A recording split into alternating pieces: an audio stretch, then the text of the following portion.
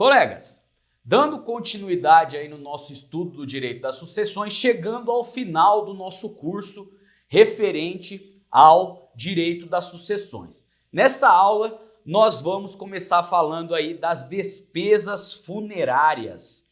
Artigo 1998, que fala: as despesas funerárias, haja ou não herdeiros legítimos, sairão do monte da herança, mas as de sufrágios por alma do falecido só obrigarão a herança quando ordenadas em testamento ou codicilo. Pessoal, despesas funerárias são as despesas feitas em razão do óbito do autor da herança, né? O sepultamento, a cremação e etc. E essas despesas, elas gozam de privilégio geral. Artigo 965, inciso 1 do Código Civil. Goza de privilégio geral na ordem seguinte sobre os bens do devedor. Inciso 1. O crédito por despesa de seu funeral, feito segundo a condição do morto e o costume do lugar. Só que, pessoal, a doutrina considera também como sendo despesas do funeral, primeiro, os valores gastos com o tratamento médico e hospitalar que dizem respeito à última enfermidade do falecido. Letra B, despesas com aquisição do terreno, né, com aquisição do jazigo, para que seja feita a inumação. Depois, despesas feitas com a edificação do túmulo, desde que não sejam exageradas, e honorários advocatícios do advogado do inventariante, sobre os quais não incide o ITCMD. E nós temos também a súmula 115 do Supremo Tribunal Federal, que fala aqui sobre os honorários do advogado contratado pelo inventariante, com a homologação do juiz, não incide o ITCMD.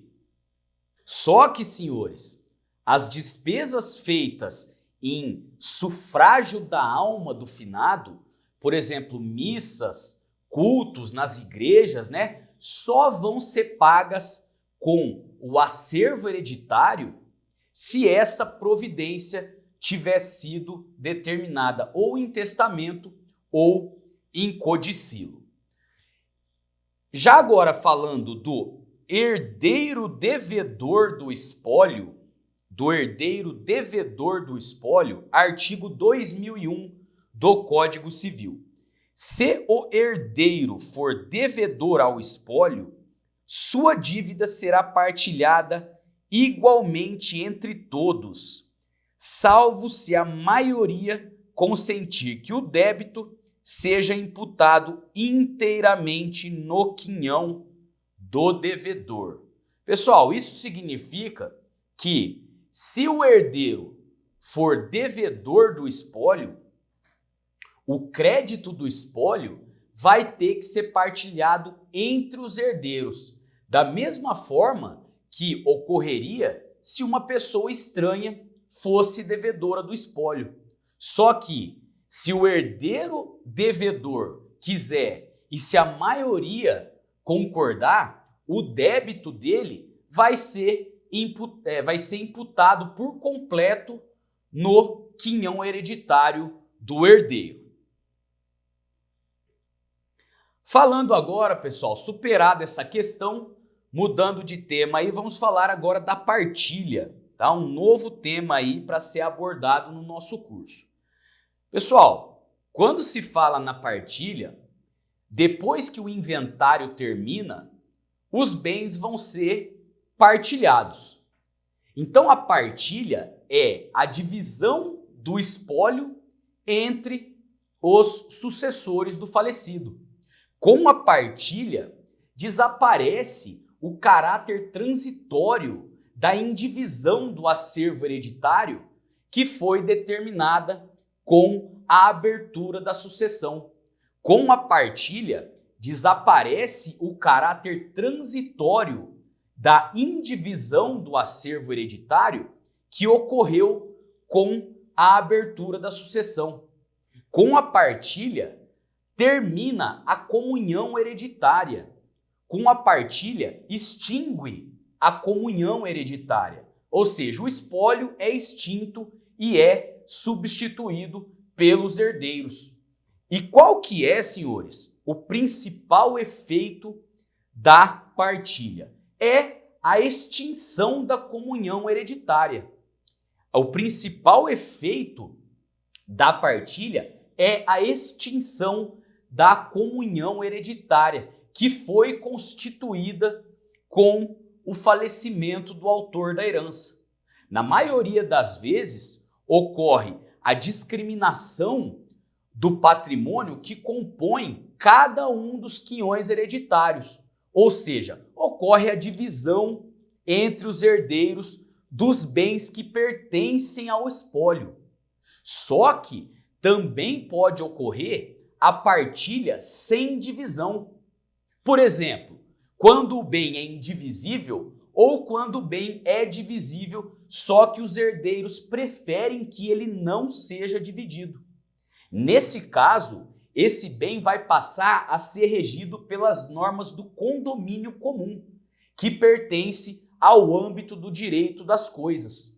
Então, nesse caso, o bem que não foi partilhado vai passar a ser regido pelas normas inerentes ao condomínio comum, que trata do âmbito do direito das coisas e não mais do direito das sucessões. Isso nos termos do artigo 1314 e seguintes do Código Civil.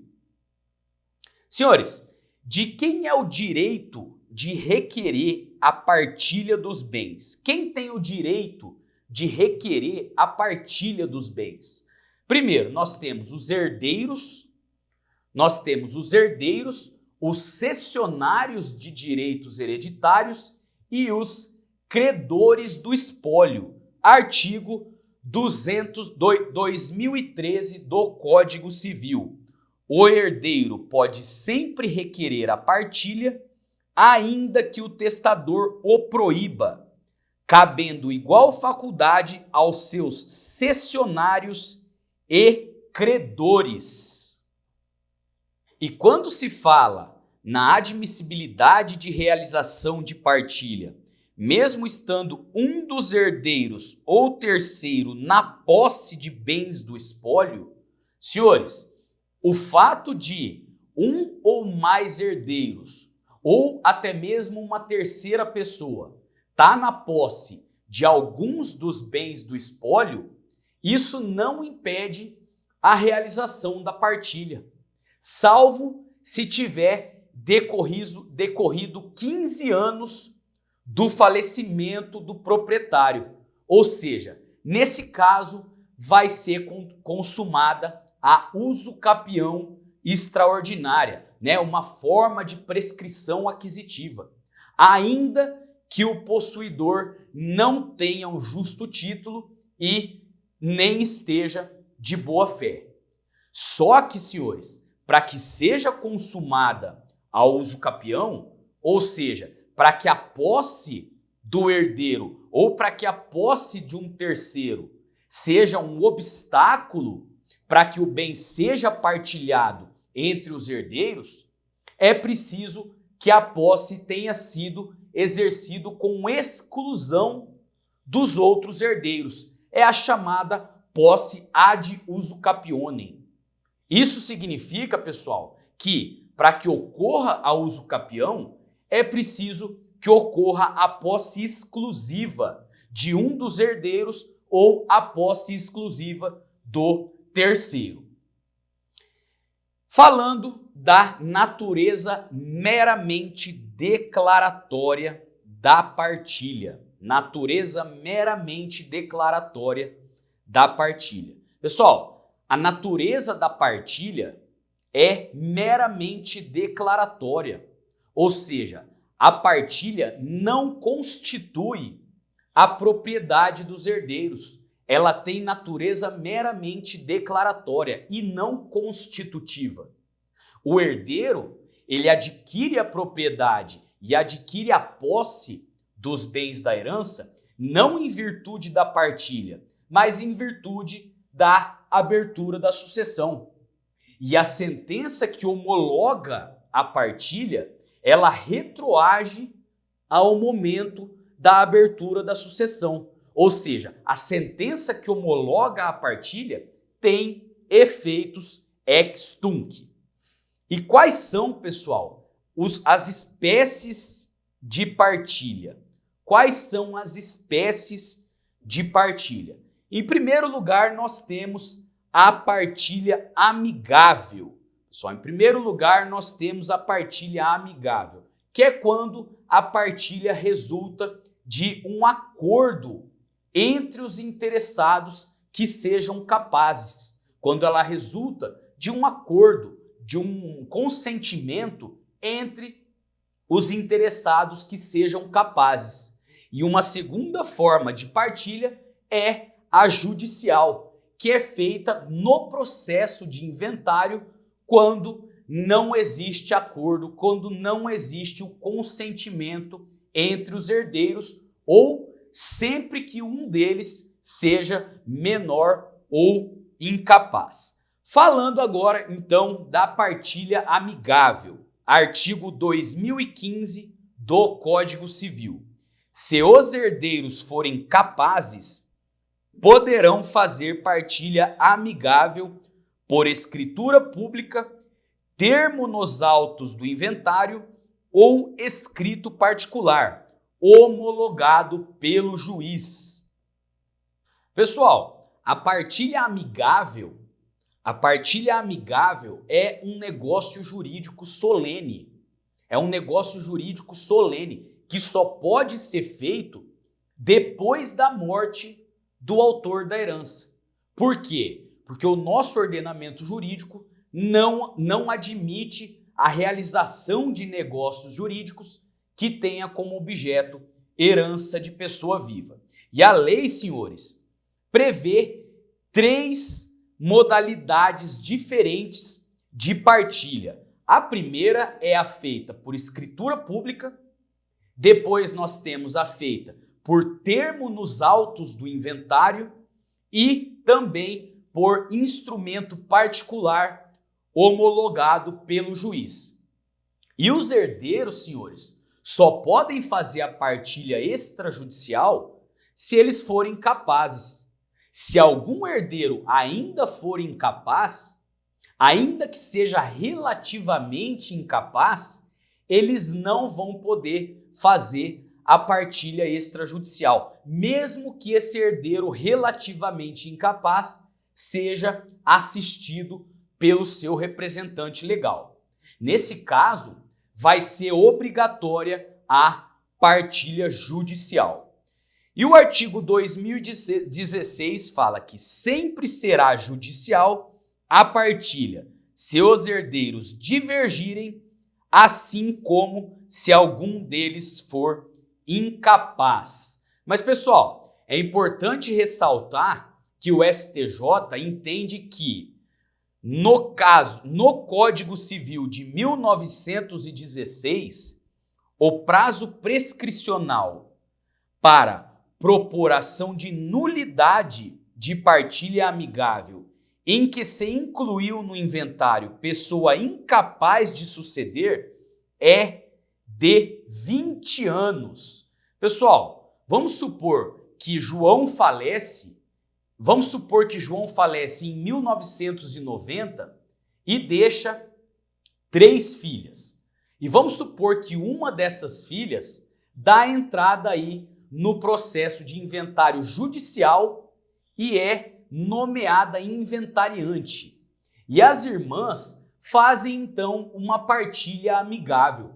Só que, pessoal, nessa partilha amigável, nessa partilha que foi feita de forma amigável, a herança acaba sendo dividida de forma indevida em 4 partes, entre as 3 filhas e entre o marido da inventariante, o marido de uma das filhas. Ou seja, no formal de partilha amigável, constou o cônjuge da inventariante como sendo também um dos herdeiros. Pergunta, senhores, essa partilha que foi feita de forma amigável foi considerada válida pelo Superior Tribunal de Justiça? Não. O STJ entende que a inclusão no inventário de uma pessoa que não é herdeira torna a partilha nula, porque isso viola a ordem de vocação hereditária prevista no Código Civil. Essa ordem de vocação hereditária não pode ser desrespeitada nem mesmo pelas próprias partes. E qual que é, pessoal, o prazo prescricional para pedir a declaração de nulidade dessa partilha que ocorreu sob a vigência do antigo Código Civil de 1916? O STJ entende que é o prazo de 20 anos, nos termos do artigo 177 do Código Civil de 1916. Olha só o que falava esse artigo, que as ações pessoais prescrevem ordinariamente em 20 anos e as reais em 10, entre as presentes, entre ausentes em 15, contados da data em que poderiam ter sido propostas.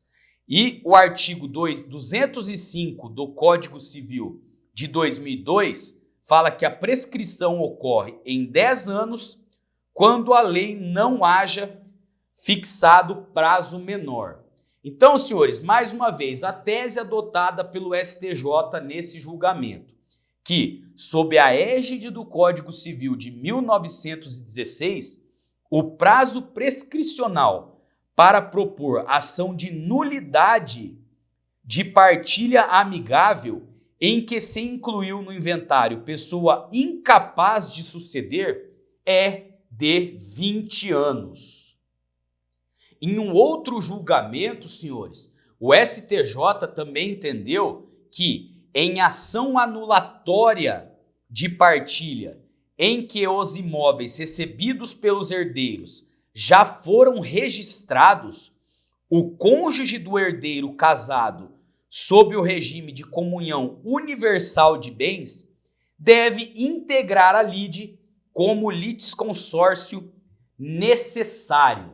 Pessoal, o que isso significa é que, caso a anulação da partilha tenha acarretado a perda do imóvel que tenha sido registrado em nome de um dos herdeiros que seja casado sob o regime da comunhão universal de bens, é indispensável a citação do cônjuge, ou seja, o cônjuge do herdeiro é um litisconsorte necessário. Falando agora então da partilha judicial. Senhores, na partilha judicial é sempre... O que é a partilha judicial? É sempre que os herdeiros divergem ou se algum dos herdeiros não for capaz. E o partidor, ele vai organizar o esboço de partilha de acordo com a decisão que foi proferida pelo juiz. E o pagamento das cotas hereditárias vai ser feito, pessoal, na seguinte ordem. Primeiro, vão ser atendidas as dívidas atendidas. Em segundo lugar, a meação do cônjuge, vai ser paga a meação do cônjuge. Depois, a meação disponível e, em último lugar, os quinhões hereditários, a começar pelo coerdeiro mais velho, artigo 651 do Código de Processo Civil. Senhores, o esboço da partilha, o plano de partilha, o esboço de partilha, é como se fosse uma preparação da partilha que vai ser feita. É como se fosse uma preparação da partilha que vai ser efetuada. As partes vão poder se manifestar sobre esse esboço no prazo comum de 15 dias, nos termos do artigo 652 do Código de Processo Civil, que fala que, feito o esboço, as partes manifestar-se-ão sobre esse no prazo comum de 15 dias e, resolvidas as reclamações, a partilha será lançada nos autos. Então, senhores, depois que eventuais reclamações forem resolvidas, depois que essas eventuais reclamações, depois que essas impugnações forem resolvidas, a partilha ela vai ser lançada nos autos em um instrumento que é chamado de auto de partilha. A partilha vai ser lançada nos autos do inventário em um instrumento que é chamado de auto de partilha, que vai ser assinado pelo juiz e pelo escrivão. E esse instrumento vai conter os dados previstos no artigo 653 do Código de Processo Civil, que fala que a partilha constará de auto de orçamento que mencionará os nomes do autor da herança, do inventariante, do cônjuge ou companheiro supérstite, dos herdeiros, dos legatários e dos credores admitidos. Letra B. O ativo, o passivo e o líquido partível, com as necessárias especificações.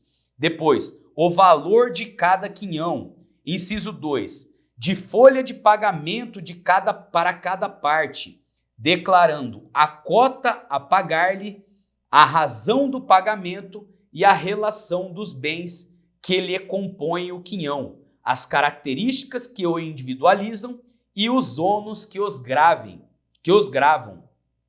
Parágrafo único. O auto e cada uma das folhas serão assinados pelo juiz e pelo escrivão. Senhores, o chamado monte partível é a herança líquida. Ou seja, depois que forem aí deduzidos os legados, depois que for pago o ITCMD e também as dívidas do falecido. Depois que for pago o ITCMD, o juiz vai julgar a partilha através de uma sentença. Ele vai proferir uma sentença julgando a partilha. Artigo 654 do CPC. Pago o imposto de transmissão a título de morte e juntada aos autos a certidão ou informação negativa de dívida para com a fazenda pública, o juiz julgará por sentença a partilha.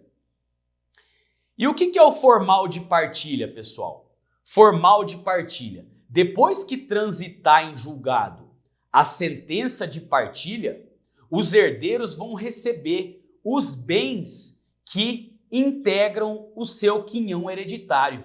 E isso vai ser feito mediante um documento que se chama formal de partilha. E o formal de partilha pode ser substituído por uma simples certidão do pagamento do quinhão hereditário, quando o valor não for maior do que 5 vezes o salário mínimo. E nessa certidão, senhores, vai ser transcrita a sentença de partilha que transitou em julgado. Artigo 655, parágrafo único do Código Civil. O formal de partilha poderá ser substituído por certidão de pagamento do quinhão hereditário, quando esse não exceder a 5 vezes o salário mínimo, caso em que se transcreverá nela a sentença de partilha transitada em julgado.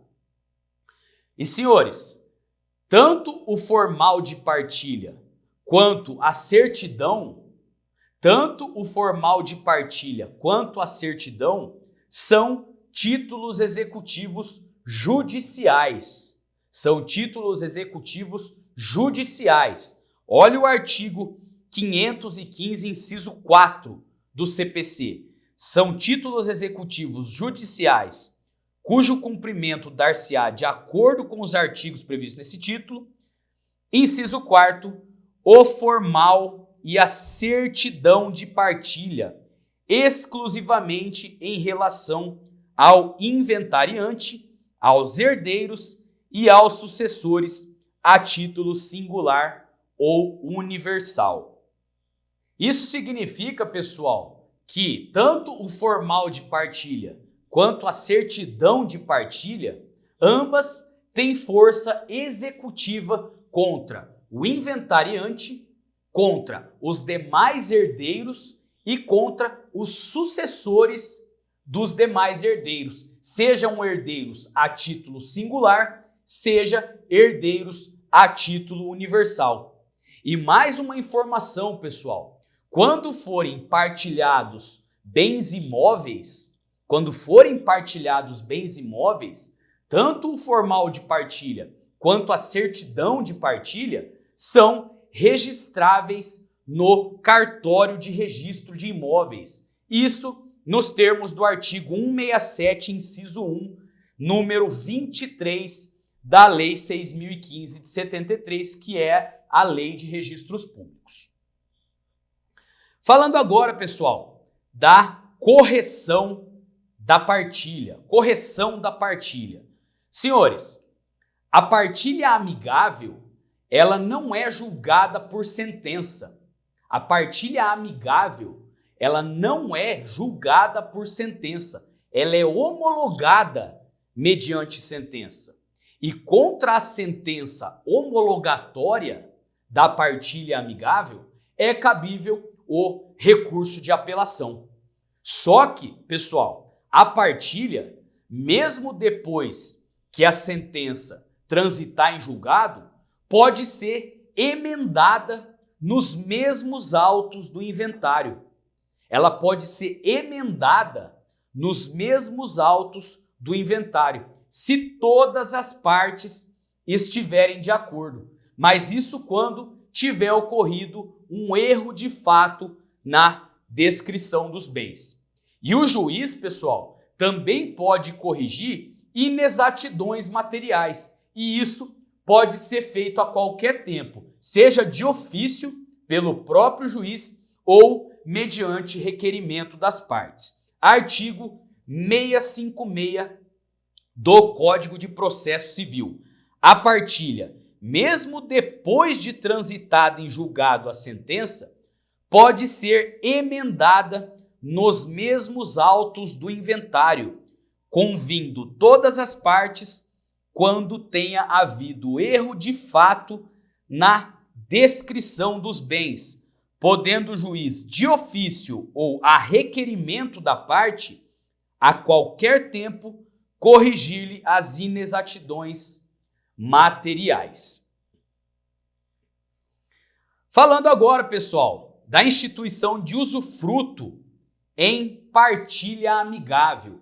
Instituição de usufruto em partilha amigável. Pessoal, a jurisprudência admite a instituição de usufruto em partilha amigável, inclusive por termo nos autos do inventário. O STJ entende que nada impede, por exemplo, que os herdeiros gravem um imóvel com usufruto vitalício em favor da mãe. Nada impede que os herdeiros gravem um imóvel com usufruto vitalício em favor da mãe. Nesse caso, pessoal, a escritura pública de instituição de usufruto pode ser substituída por um termo de instituição de usufruto nos próprios autos do inventário e partilha. A escritura pública de instituição de usufruto pode ser substituída por um termo de instituição de usufruto nos próprios autos do inventário e partilha. Ou seja, não vai ser necessária a lavratura de uma escritura pública de instituição de usufruto em favor da mãe. O usufruto vai ser instituído em favor da mãe nos próprios autos do inventário e partilha. E quando se fala, pessoal, na partilha em vida, senhores, a partilha por ato inter vivos ou a partilha em vida é a partilha feita por escritura pública ou feita por testamento. Só que essa partilha, senhores, não pode prejudicar a legítima dos herdeiros necessários. O artigo 2018 fala que é válida a partilha feita por ascendente, por ato entre vivos ou de última vontade, contanto que não prejudique a legítima dos herdeiros necessários.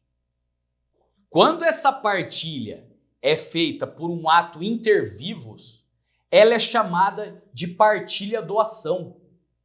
E quando ela é feita por testamento, ou seja, por um ato de disposição de última vontade, ela é chamada de partilha testamento.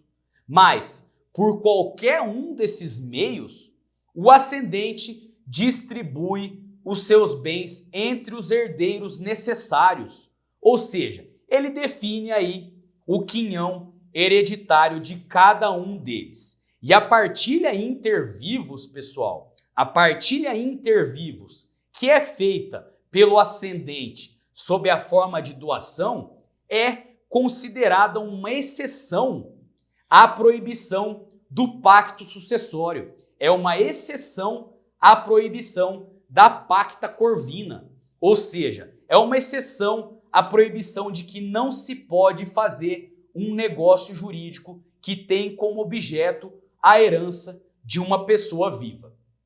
Isso porque, pessoal, a partilha em vida é uma sucessão antecipada.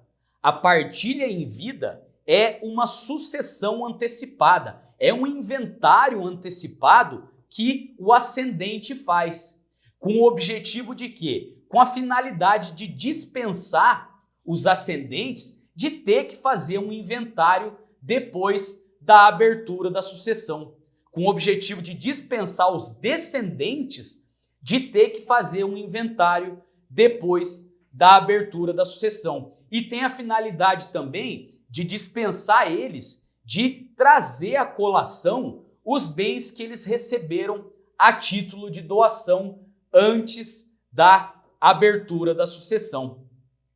E se acaso, pessoal, se acaso a legítima de algum desses herdeiros for ofendida, vai ocorrer o que nós já estudamos, né? Vai ocorrer a redução dos quinhões hereditários que acabaram desrespeitando a legítima de algum dos herdeiros necessários. E, pessoal, a partilha, os bens partilhados em vida, os bens que foram partilhados em vida, não vão precisar ser inventariados depois da abertura da sucessão. Por quê? A partilha em vida é um inventário antecipado e os bens partilhados em vida também não vão precisar ser trazidos à colação depois da abertura da sucessão. O máximo que pode ocorrer é a redução dos quinhões que foram partilhados,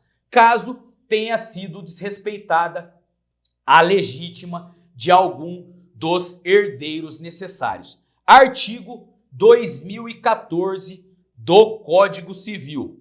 Pode o testador indicar os bens e valores que devem compor os quinhões hereditários, deliberando ele próprio a partilha, que prevalecerá, salvo se o valor dos bens não corresponder às cotas estabelecidas. Isso significa, pessoal, que o testador pode especificar quais bens que vão integrar os quinhões hereditários. Só que essa especificação de quais bens que vão compor o quinhão hereditário de cada herdeiro não transforma eles em legatários. Eles continuam sendo herdeiros, muito embora tenha sido determinado quais bens que vão compor aí a cota hereditária de cada um deles. Então, desde que seja respeitada a legítima dos herdeiros necessários, o testador não precisa ser justo na distribuição dos quinhões.